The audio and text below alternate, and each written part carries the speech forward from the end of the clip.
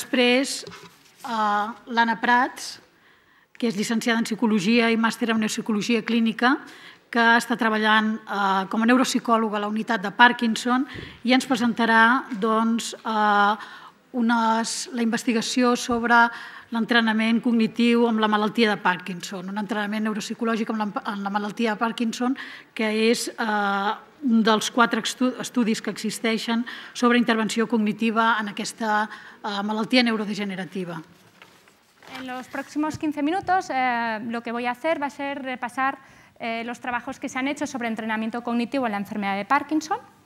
Y después explicaré también brevemente un trabajo que hicimos nuestro equipo sobre este mismo tema y que publicamos justo el año pasado. Pero antes de empezar de lleno en el entrenamiento cognitivo, permítanme, por favor, centrar un poquito el tema. Bueno, como todos sabéis, la enfermedad de Parkinson es el segundo trastorno neurodegenerativo más común después del Alzheimer y durante muchos años ha sido conceptualizado básicamente como un trastorno motor. De hecho, los síntomas cardinales para su diagnóstico son todos puramente motores.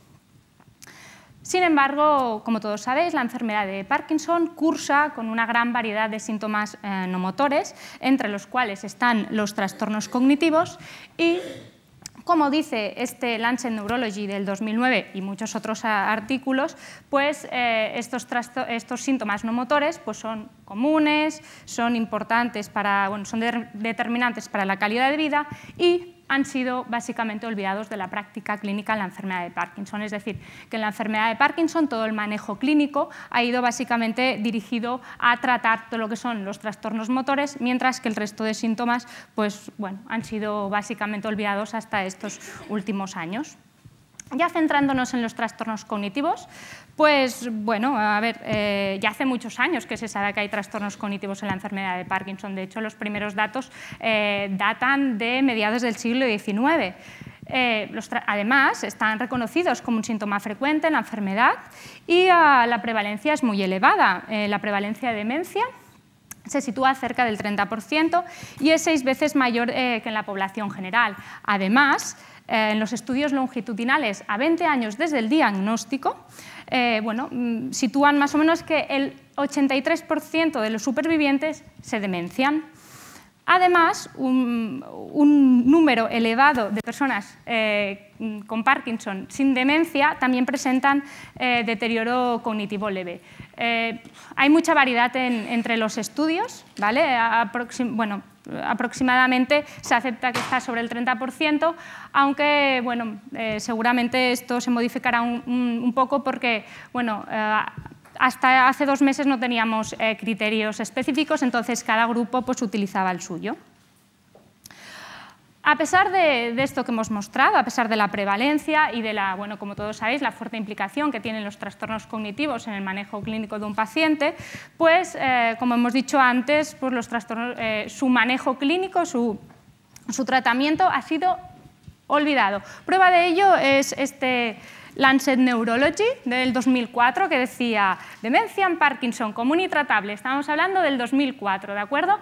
¿Por qué salió este artículo? Bueno, pues este señor lo que quería hacer era denunciar esta situación, denunciar que, que la demencia en la enfermedad de Parkinson estaba infradiagnosticada y que además no se trataba. Esto, por suerte, está cambiando un poco. Ahora ya hay un fármaco de elección en cuanto a la demencia en la enfermedad de Parkinson. Sin embargo, no hay directrices, no hay nada que hacer cuando tienen deterioro cognitivo leve. Y bueno, ¿qué está pasando ahora? Bueno, pues que en los últimos años, en los 2 últimos años, están saliendo voces que reclaman pues investigar todo lo que son las estrategias no farmacológicas, como se puede ver en este Brain Pathology del 2010. ¿Por qué lo reclaman? Pues bueno, como veréis, si hacéis una revisión de los trabajos de rehabilitación cognitiva en la enfermedad de Parkinson, pues os pasará como les ha pasado a estos señores que hicieron este trabajo muy bien hecho en el 2012, es decir, que se encontraron con que solo había 4 estudios, 4. ¿Vale? Todos estos estudios tienen varias cosas en común. La primera es que son todos relativamente recientes. La segunda es que todos utilizan técnicas de entrenamiento cognitivo. La tercera es que son programas intensivos y de corta duración, todos más o menos se sitúan en un mes. Todos utilizamos muestras pequeñas, la más grande es de 33 pacientes. Además, todos están hechos en enfermos de Parkinson sin demencia y también los resultados en los test neuropsicológicos en todos los estudios son positivos. El primer estudio que fue hecho por Sinforian en el 2004 y lo que hacían era un estudio observacional. Lo que hacían era mirar si había diferencias en los test neuropsicológicos antes y después de realizar 12 sesiones de intervención cognitiva mediante un programa informatizado y obtuvieron cambios en algunos test neuropsicológicos, como podéis ver, y además a los 6 meses pues, se mantenían estos cambios neuropsicológicos. El segundo estudio ya incluyó un grupo control y lo que hicieron pues era comparar si había diferencias significativas en el test del BAT después de realizar de que un grupo de estos enfermos pues, realizaran entrenamiento cognitivo, esta vez en papel y lápiz, versus otro grupo que realizaba un tratamiento convencional, que era fisioterapia y terapia ocupacional. Y también encontraron resultados positivos en algunos subtest del BAT.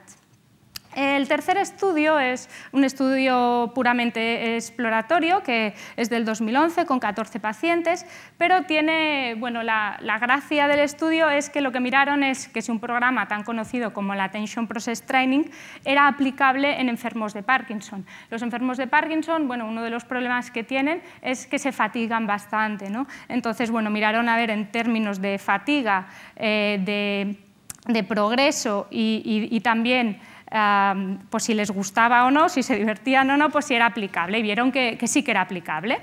Además, como segunda medida, pues tenían si habían tenido, bueno, si mejoraban los test neuropsicológicos, y vimos que sí. El tercer estudio es el que, bueno, voy a presentar, el que hicimos nuestro grupo y que, como hemos dicho antes, publicamos el año pasado en la Movement Disorder. Y bueno, nosotros también queríamos determinar la eficacia de un programa de entrenamiento cognitivo.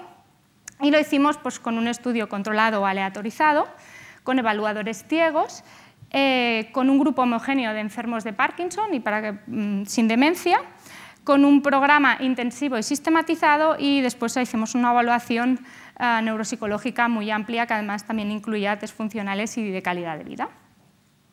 El estudio fue dividido en 5 fases. La primera fase fue una de reclutamiento, participaron 2 centros, el Centro Médico Técnico y la Asociación Parkinson de Mataró, y pues, se recogieron datos sociodemográficos, datos neurológicos, el consentimiento informado. En la segunda fase fue una fase de evaluación, como hemos dicho. Esta fase de evaluación fue hecha por neuropsicólogos que no sabían qué había pasado entre medio, ¿no? Eran los mismos y no sabían a qué grupo fueron aleatorizados ni serían aleatorizados. Entonces, después de hacer esta evaluación y excluir a los pacientes que no cumplían criterios, pues los aleatorizamos. Utilizamos para ello un diseño apareado, ya que pues la muestra, como era pequeña, pues queríamos asegurarnos de que los grupos fueran comparables, por lo menos en vocabulario y en edad, y los aleatorizamos. Como grupo control utilizamos un grupo que hicieron un programa de logopedia intensivo, y como grupo experimental pues el entrenamiento cognitivo. En la fase de entrenamiento fue similar, igual en los 2 grupos, eran 12 sesiones de 45 minutos con trabajo para casa con tutoría individual, y a la cuarta fase pues fue la postevaluación. El programa de intervención cognitiva lo hicimos con el programa computerizado SmartBrain, y lo que hicimos fue crear una plantilla con 28 actividades que estimulaban diferentes funciones, y esta plantilla, el programa ya iba adaptando el nivel según la ejecución del paciente, es decir, según el número de aciertos y errores. Además, como el programa era intensivo, decidimos incluir también tareas de papel y lápiz que se daban una vez por semana y que a la semana siguiente, de 15 en 15 minutos, pues íbamos en los pacientes pues mirando a ver si habían tenido problemas, dando un poco de feedback o bueno, dando estrategias, resolviendo, etc. Lo que vimos, lo que encontramos fue que el programa tuvo muy buena adherencia, ¿no? Es decir, hubo muy poca tasa de abandonos y además fue similar en los dos grupos. Tuvimos dos abandonos en el grupo experimental, es decir, en el entrenamiento cognitivo, y 3 en logopedia. Además, los dos grupos fueron comparables, tanto pues, en edad, que eran 65 años, como años de evolución, 7 años, como en el estadio de la enfermedad, que era leve moderado, como en años de educación, de escolaridad, como en el vocabulario. Además, las tasas de deterioro cognitivo leve pues, también fueron similares, que eran sobre un 50%. Y lo que obtuvimos pues, fue que los pacientes que habían realizado el entrenamiento cognitivo mejoraron significativamente en un montón de test neuropsicológicos. Por ejemplo, el span directo de los dígitos del WISE, la velocidad de lectura del Stroop, la figura de Rey, pues tanto la copia como el dibujo inmediato como el demorado, la orientación de líneas, la fluencia verbal semántica, el TMTB, la Torre de Londres. Y además, como veis, los tamaños de efectos en algunos test eran bastante grandes, ¿no? Como la Torre de Londres o la fluencia verbal semántica, o también con dígitos o velocidad de lectura. Sin embargo, lo que no obtuvimos bueno, fue cambios ni en la calidad de vida, ni tampoco en la escala funcional, que era una escala de quejas cognitivas en la vida diaria. En el estado de ánimo tampoco hubiera un cambio, aunque no se esperaba, primero porque los sujetos no estaban deprimidos y porque era como un factor simplemente para controlar. Ya sé que hay mucho para, bueno, no sé, para discutir, pero bueno, solo si alguien tiene alguna pregunta pues lo podemos hacer después, en la sesión de preguntas, o personalmente, y ya está. Y solo para acabar, porque ya se va acabando el tiempo, pues bueno, ha salido ahora hace 6 meses un artículo bueno, que incluye neuroimagen. Es decir, en este artículo lo que hicieron fue coger una tarea de Stroop modificada y mientras hacían las tareas les pasaban una resonancia magnética funcional. Entonces, esto lo hicieron en 10 pacientes de Parkinson y 10 controles. Y a los 10 enfermos de Parkinson los dividieron aleatoriamente en 2 grupos. A un grupo les instruyeron para que, bueno, les enseñaran a hacer unos sudokus fáciles y les dijeron que lo tenían que hacer diariamente durante 6 meses. Y al grupo control no se les dijo nada, y bueno, a los enfermos de Parkinson control no se les dijo nada y al otro grupo control tampoco. Y al cabo de 6 meses volvieron a hacer la misma prueba y bueno, se vio que los sujetos que habían realizado el entrenamiento cognitivo pues bueno, tuvieron un mejor rendimiento en el test de Stroop, tanto en tiempo de reacción como en errores, pero además también en la resonancia funcional, donde se reducían los patrones de activación cortical en los sujetos que habían realizado el entrenamiento cognitivo, viendo que pues esta sobreactivación, ¿no?, que tenía el circuito inhibitorio provocado por la enfermedad pues, se disminuía. Y, bueno, y apoyando los datos de que el entrenamiento cognitivo pues, puede ser útil. Así como ya para concluir, simplemente pues eso, que el entrenamiento cognitivo puede ser una técnica útil para el manejo de trastornos cognitivos en la enfermedad de Parkinson sin demencia, pero como veis se necesita todavía muchas investigaciones que evalúen, ¿no?, porque hay un montón de preguntas, ¿no? Por ejemplo, en qué momento es adecuado aplicarlo, qué estrategias y técnicas son las más eficaces, qué pasa con la mejora de la calidad de vida o las actividades funcionales de la vida diaria, con los beneficios a largo plazo, etc. Es decir, que es un campo relativamente virgen, de lo cual pues, os animo a pues, hacer cosillas. Muchas gracias.